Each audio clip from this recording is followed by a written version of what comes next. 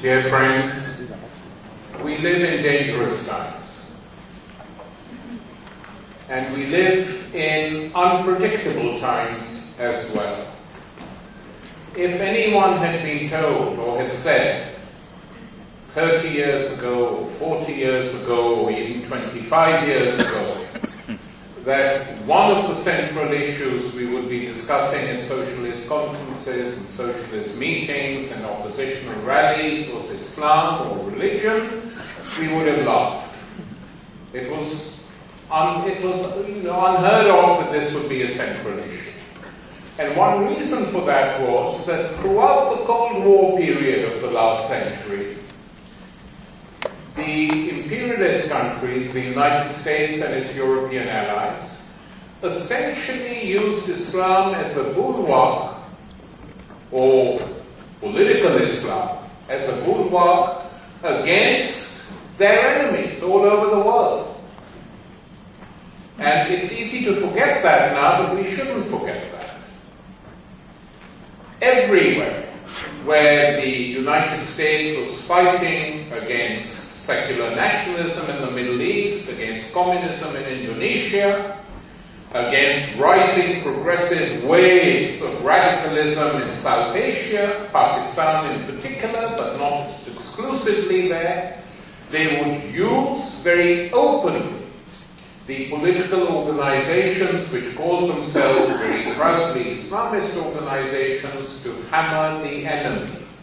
And of course, later, they used these organizations to fight the jihad in Afghanistan against the Soviet Union, which had made a terrible mistake, sending its troops trying to shore up an unpopular regime. So one has to see the turn that has taken place in that context. What is Islamophobia? Islamophobia is something that has been artificially engendered, especially in the Western world, against what is regarded as the new enemy. There was no Islamophobia during the Cold War. On the contrary, the Islamophobia, therefore, which is engendered from the top in the Western world and reaches out to some people below, people who should know, some people who should know better, and others, like the extreme right, all over Europe, who utilize it as a weapon against new migrants and their families and their children and their culture. So there are different aspects to this Islamophobia, and it has to be confronted on many different levels. Let us first start with the so-called popular agitation against Muslims. This has very little, in my opinion, to do with an opposition to fundamentalism or Islamic terrorism or anything else, but has everything to do with a hostility to peoples of different cultures living together, and a hostility in particular to the new migrants who came to Europe after the Second World War and who now form between 14 to 18 million people in the European Union. That's the figure. Maybe it's a bit more than that. That's up to 20 million. And the arguments that have been used against them, or are being used against them, are very similar to the arguments that were used against the Jews in the 20s, 30s, and 40s of the last century, even prior to the First World War, or the Judeo-side of that period. And the arguments on that level, which were used against the Jews, were very simple and straightforward. They were not like us, went the argument. They came from a different culture, they had a different religion, they observed the Sabbath on a different day, they had a strange diet, they didn't eat pork, and they wore funny clothes, kaftans, they had longish hair, they wore funny hats, they spoke a different language. And if you think about it, very similar arguments are used in a broad sense against Muslims today. They are not like us, it's the other. They are part of a different civilization.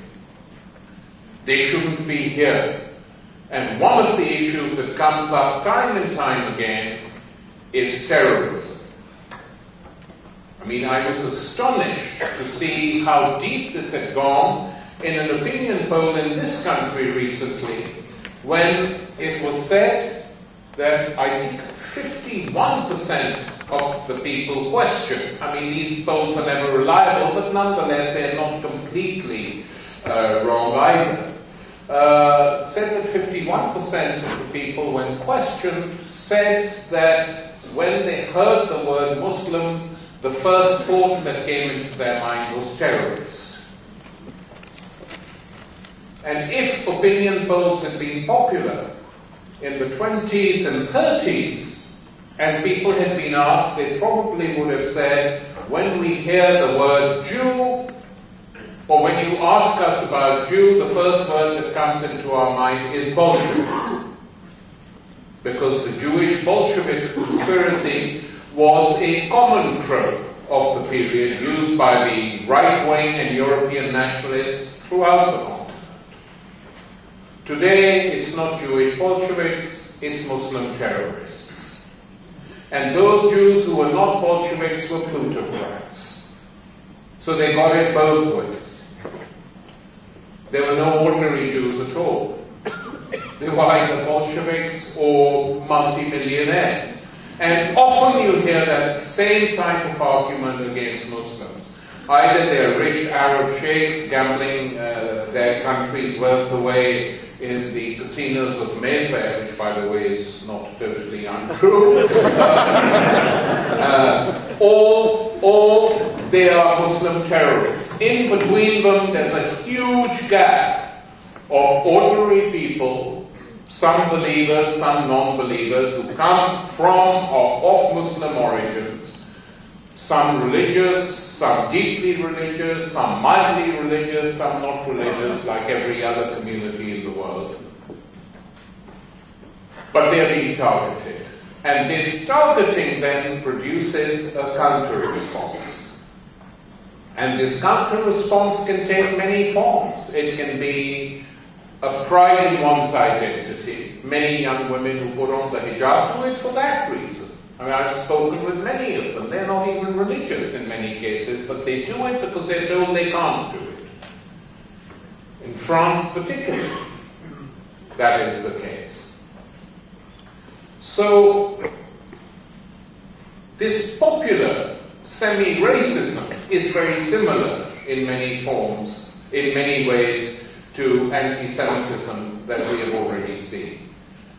And you know, one thing puzzles me. Given all the education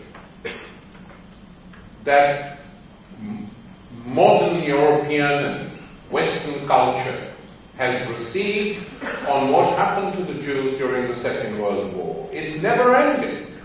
And the Israelis use it in a cynical way to get their own way in the world. But otherwise, it's something on which people are very well informed. In fact, in a culture in which history is by and large being relegated to the sidelines or virtually binned or taught in modules, the one thing people know about is the Second World War. And so deep does this thing go that some idiot politicians, not so long ago, in the 1990s, late 90s, early 21st century politicians, Tony Blair for one, actually I heard him say on television that the Second World War was a war fought to save the Jews. I mean, just the level of ignorance and cynicism that goes into that remark is quite horrific. I mean, no one asked him from the journalists present, well, if that's the case, we lost the war. Because you didn't succeed in saving them. You didn't, in fact, even send your bombers in to bomb one of the concentration camps in which Jews were being held, despite their requests that you do so. Because bombers couldn't be diverted from the main task, which was the destruction of Germany. You know, it was a war. But this is a common view. Okay, we can argue about that, how it should be taught and how it shouldn't be taught, but the effect of it must be very minimal if what is taught is so superficial that the roots of anti-Semitism aren't discussed at all, because were they, then that would also educate the people about treating any minorities in the same way. You would learn some lessons, and those lessons clearly haven't been learned. It's not that Islam is a religion and a culture without a history in Europe. The novels I've written called the Islam Quintet are historical novels set in the period when Islam was a normal, major part of European culture, and in fact a very advanced one, intellectually, in the Iberian Peninsula, in Sicily. And one reason for writing these novels is really to both inform, educate, and entertain people that this was considered normal. And the expulsion of the Muslims and the Jews from the Iberian Peninsula in the 15th and 16th centuries created the new European identity. And that identity is now being challenged, ironically, by a new influx of Muslims, but mainly migrant Muslims, who come to find work, largely from countries that were colonized by the Western powers. And they are now, a few millions all over Europe. Not huge, but a minority which they feel can't be ignored. And this is creating popular anger. I mean, the National Front in France campaigned very strongly against them. The British National Party in this country campaigned very strongly against the Muslims in the north and in Dagenham. So this is going to go on. Obviously, it goes without saying that it has to be resisted, and it has to be combated, and it has to be fought. Not that all the problems that confront the different groups of people of Muslim origin in Europe are the same.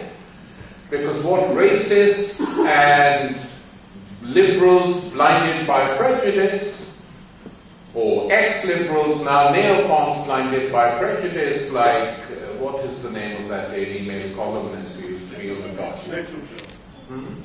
Melanie Phillips. Yes.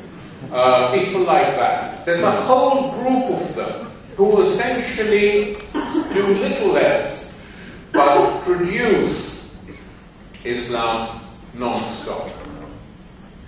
And this has to be resisted. It can't be accepted. We can't just take it like that. And now we've had, more recently, a scandal within Amnesty International created by people who, once were on the left, challenging Amnesty's defense of political prisoners from Guantanamo, saying that these political prisoners have a bad attitude to feminism. They probably do, so what? You argue with them. I'm not in favor of caving into anyone on central issues that I believe in, socialism, capitalism, whatever you want. You argue with people. But to say that they shouldn't be given a platform to explain what happened to them in Guantanamo is unacceptable.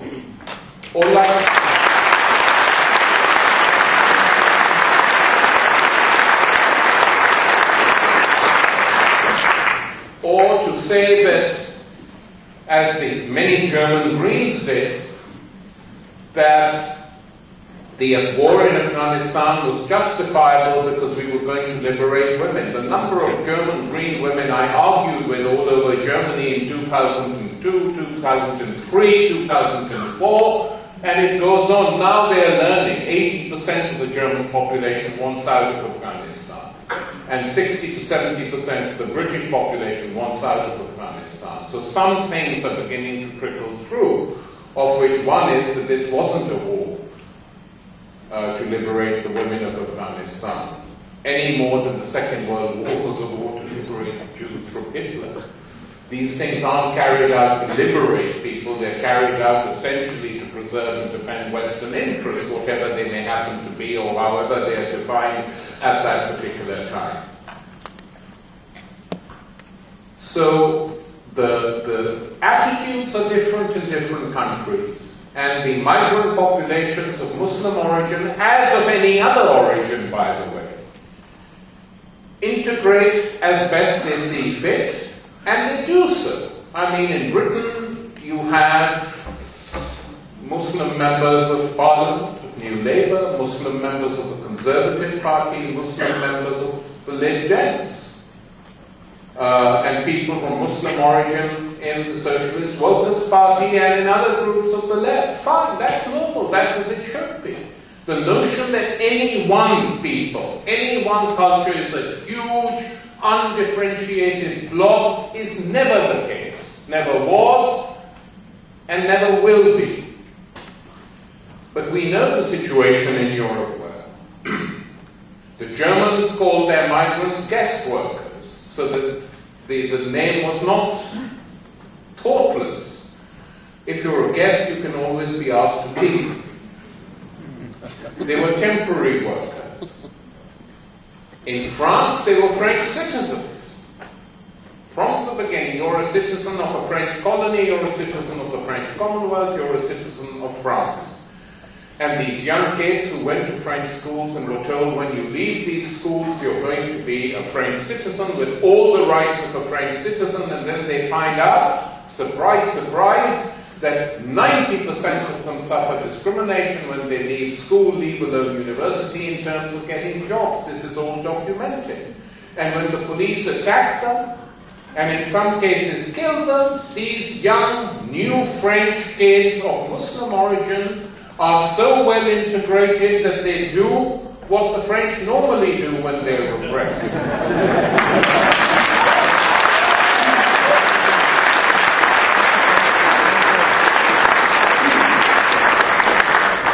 They attack property, they build barricades, and they defend themselves.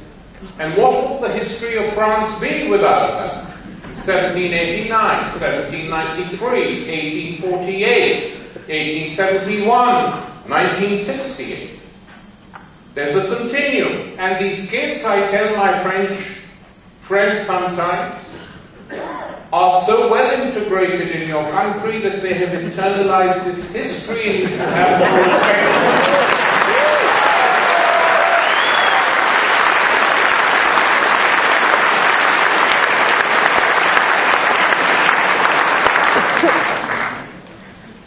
And then what do we see in the United States? A similar pattern in a country of immigrants.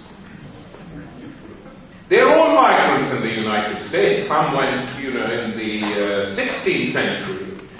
Some a tiny bit earlier, but it is a nation, a state rather, of migrants, and they've been very proud of it. And now they are panicking against two sets of migrants, new migrants. Hispanic, who are huge, and who I hope soon will take that country over.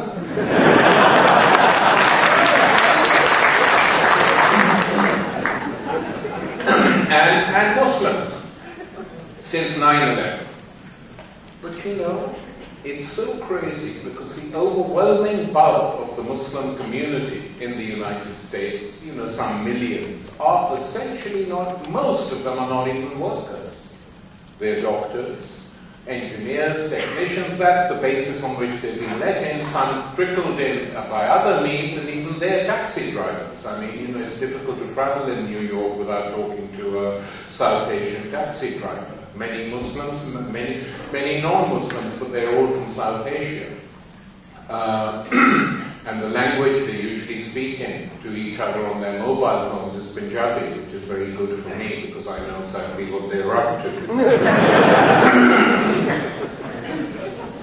But the Islamophobia in the United States grew very strong after 9/11. So that you have communities, the same things happen here.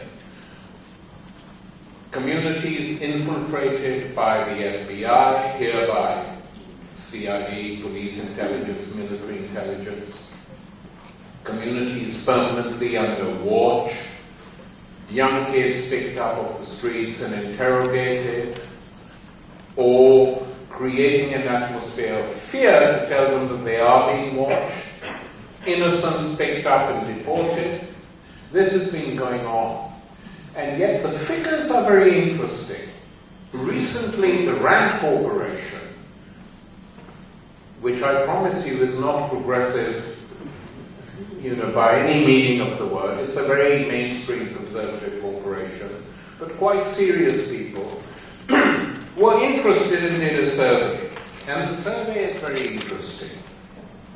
The Rand report, which you can download, by the way, if you want to read the whole thing, it's quite interesting. The report is called Would-Be Warriors, Incidents of Jihadist Terrorist Radicalization in the United States since September the 11th, 2001.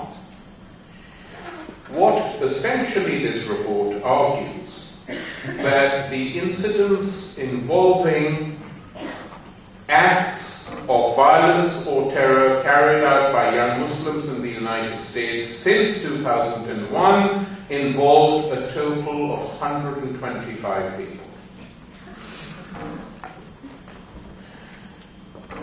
46 incidents over 10 years, 125 people. Most of what they did was inept and sloppy. They were basically angry, of which Faisal Shehzad's sort of pathetic effort in Times Square was the last we know of, and there probably will be a few more, but it is so tiny. And the report then points out, which is interesting, that in the 70s, late 60s and 70s, there were 70 terrorist incidents a year. That from January 69 to April 1970 alone, the US, they point out, somehow managed to survive, this is irony, 4,330 bombings, 43 deaths, and $22 million of property damage. This was the weather people from the SDS, hard at work against the Vietnam War, targeting property mainly. People who killed some of their own people, but accidentally. They were wrong. But the point which is being made is that this has happened before. That these acts of terror have nothing to do with Islam alone. And it's insignificant, tiny, and a very limited problem. Yet every time it happens, it is blown out of all proportion. Same thing you will recall happened at the July bombings in London some years ago. Islam, Islam, Islam, Islam. This is inherent in Islam, the New Labour neocon apologists argue. And I got a lot of stick at the time for arguing in The Guardian in public the day after that the reason for this, unacceptable though it was, had to be understood. That unless you understood the causes, you can't do anything, and the causes were Blair's foreign policy and his decision to back the Americans in Iraq and Afghanistan,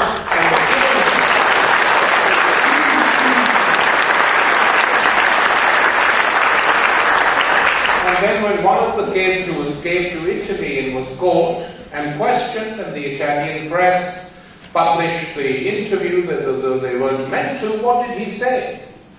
He said, what do you think we were doing when we were planning all this? Do you think we were reading the Quran? Are you crazy? We were watching videos of the American takeover of Fallujah and the atrocities in Fallujah.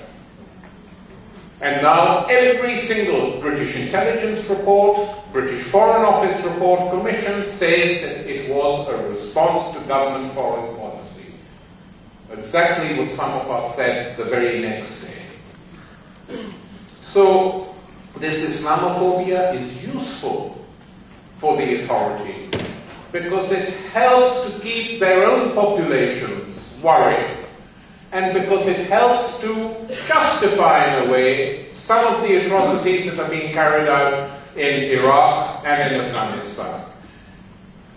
Obama promised to close down Guantanamo. He hasn't managed to do so. But Guantanamo, as some of its inmates tell you, is horrible, but it is nothing compared to the atrocities that have been carried out in Bagram prison outside Kabul in Afghanistan. Daily torture, victimization, cruelties, or the citizens arrested, renditioned, and sent to Egypt and Jordan for a special round of torture. So these things go on, and in order to justify them, you have a generalized Islamophobia, sometimes virulent, sometimes less virulent, as if to say this is terrible, but you know, we have to do it really, because you know what these Muslims are. Essentially, that is what is going on. And how does this square with the so-called human rights ideology of the Western world? It doesn't, of course, but does anyone notice? No. I mean, over 1 million killed in Iraq. Over 1 million people killed in Iraq. And this pathetic Chilcot inquiry which is going on, and you know, God knows when it will produce a report, and the report will probably be nonsense anyway, and then the new government in 10 years' time will set up another inquiry which will take 10 years to report what happened, etc., like they've done with Ireland. That is essentially what is going on. So, it's a political agenda. And that is why it is taken up and used quite openly in the mainstream media to justify American wars and occupations and the support which the European Union has given them. Because anyone who had once assumed that the European Union might be slightly different must by now have realized that actually it follows suit. And that is why there was so much European pleasure at the election of Barack Obama, because at last they thought they had a leader who they could follow happily without being embarrassed. But that too is now becoming embarrassing as he continues the policies of Bush all over the world and at home. It's a real continuity which we're seeing in the United States. Will Islamophobia last forever? I don't think so. Because as I pointed out at the beginning, this is something that was switched on from above, and it can be switched off again when the time comes and when it is needed.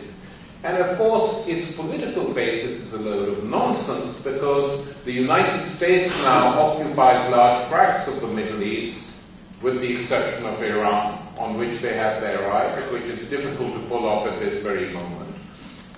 Not that they don't want to try, but it's difficult. And in order to occupy these countries, they need Islamophobia. These are dangerous people. They're evil people. That is what New Labour people, cabinet ministers, used to say in private to anyone if you ask them, why are you doing this? And you don't know how evil these people are. The word evil became part of political discourse. We are fighting evil. The war of terror is a war against evil. And evil has become now a description which can be used against anyone who opposes the United States. Hugo Chavez in Venezuela is regarded as evil.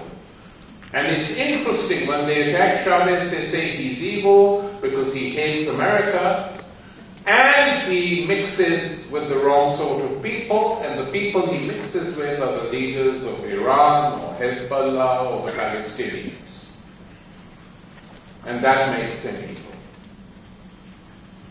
And of course, behind this also lies now the absolute desperation with which the United States carried on backing the Israeli state, despite its policies and despite open crimes committed in public view. But they carry on defending them. And the fact that the Wadi Marmara was a boat in which there were Turkish citizens, that boat was targeted. They were Turks. Even though Turkey is a NATO ally, they were Muslims. Or if you look at another appalling situation which exists on the globe, the continuing repression, rape, torture, imprisonment of Kashmiris in what is effectively Indian-occupied Kashmir. I mean, there are horror stories that have not come out from there. Or they are known, but they're not published in the media. And that too is because the majority of the population are Muslims. And the Indian government too has got caught up in this war on terror. There were Israeli generals who visited Kashmir to give advice, because of course we know how expert they are at dealing with Palestinians, so they gave advice on how you can deal with your Palestinians. But now in India you have other problems too. Not just against Muslims, but against a Maoist peasant insurgency in different parts of the country, and exactly the same sorts of tactics are being used against them. So this is a situation which is going to continue. If you read the American press on South America, those people are evil. They're evil because they're challenging the United States, so none of them is a Muslim. Islamophobia is used against Islam, against the Islamic world, and it's from that point of view, one of the tragedies, if you like, on one level of the Islamic world is that the bulk of the world's cheap oil lies underneath Muslim lands, and so it is used against them non-stop. As for the notion that Islam promotes terrorism, this is so bizarre and so pathetic that it doesn't even deserve a reply. But since this is so widespread that somehow within, in the deepest recesses of Islamic culture, there is violence, it should be replied to. That Europe forgets its own history. Europe forgets that in the late 19th and early 20th century there was a wave of terrorist attacks that were carried out. Presidents were killed, cafes were blown up, and the people who did it was a particular segment of anarchists. Not all anarchists, but a particular segment of anarchists who said this was the propaganda of the deed, and that this was how they would build a new world, through destroying the old, in a literal sense. That's how they used to justify it. Now, in attacking the Islamophobic tendencies, which I think we should do, there's absolutely no question about that in my mind. We mustn't forget that those of us who consider ourselves socialists can't just do that, because we have another task. And that is to win people over to the ideas that the capitalist system is irrational, that the capitalist system essentially benefits a minority, that the capitalist system is prone to crisis, that the capitulation of social democracy throughout Europe to neoliberal capitalism has been a disaster for those who supported it, and that in the vacuum that exists, many things sprout, some bad and some good. And it is our duty as socialists to make sure that the plants we plant today grow and are nurtured, because after all, we believe in a society where there is genuine popular sovereignty on every level, in factory and farm, in locality, in region, in country. That is the socialism we believe in, and it is only through a system like that that many of the old cobwebs can be swept aside in a world which can't sweep them aside, and in a world which creates huge vacuums. All religions will triumph. Because Marx never simply said that religion is the opium of the people. It is, but he went on further in that paragraph and rightly pointed out that it is the heart of a heartless world and it is the sigh of the oppressed. And the communist and socialist movements and their collapse over the last 50 years has been a disaster. Rebuilding is going to take a long time. It's not going to be easy, but it has to be done. And that is our answer. It must always be our answer to those who seek shortcuts by small violent terror attacks on buildings or individuals. These things don't work. They're a 7-day wonder. They give ammunition to the enemy. They never actually work, and they have never yet succeeded in transforming society. And that is a message which, as socialists, we have also to say to many, many young Muslims who are reluctant yet to understand that this is the way forward. Thank you.